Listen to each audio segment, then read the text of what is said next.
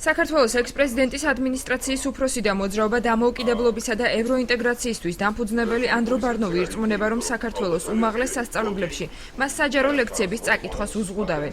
რწმენა, განათლება და დემოკრატია ამ თემაზე შეხვედრა ბარნოვს ბათუმის შოთა რუსთაველის სახელმწიფო უნივერსიტეტის სტუდენტებთანაც სურდა, თუმცა მისი თქმით სასწავლებლის ადმინისტრაციამ ამის ნება არ მისცა. მე-1 არის დღეს უკვე ხო ლექციის განმავლობაში დამიგროვდა ძალიან ბევრი შემთხვევა იმისა, რომ როდესაც დიდ ქალაქებში სტუდენტები ითხოვენ, რომ უნივერსიტეტში ჩატარდეს ლექცია, რომ გაცილებით მეც ჰქონდეს დასწრების საშუალება, იმიტომ რომ იქ არის დიდი დარბაზები, ადმინისტრაციები ყველაფერს აკეთებენ იმისაც, რომ ეს არ მოხდეს, ჩათვლით სტუდენტებზე პირდაპირ ზეწოლის, დაშინების, რომ მათ პრობლემები შეიქმნებათ, არის მოტყუებები, არის რაღაცა ბიუროკრატიულ რაღაცა იმაში ხლართებში გახვევის მცდელობები, რომელიც ხშირად გამოსდით. აღნიშნულ ფაქტს უარყოფს ბათუმის შოთა რუსთაველის სახელმწიფო უნივერსიტეტის იურიდიული ფაკულტეტის დეკანი და სტუდენტური თვითმმართველობის თავმჯდომარე.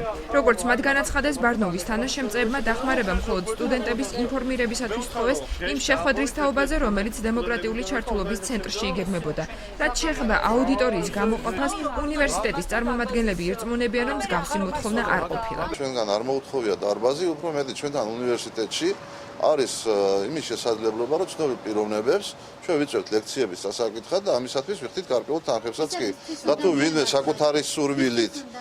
საკუთარი სურვილით გამოთქვამდა თავის ლექციის საკითხას, მით უმეტეს ანდრო ბარნოვი, რომელიც საკმაოდ ცნობილი პიროვნებაა, პოპულარული ადამიანია და არავის ეჭვი არ ეპარება მის კომპეტენციაში, მის საკითხულ ლექციაში, უნივერსიტეტი მას დიდი სეონებით დაუთმობდა აუდიტორიას. ეს მომბრძანდა წარმომადგენელი და თქვა, რომ სტუდენტების დაინტერესება დიდია და დემოკრატიული ჩართულობის ცენტრში მე მგონი არ დაეტევა.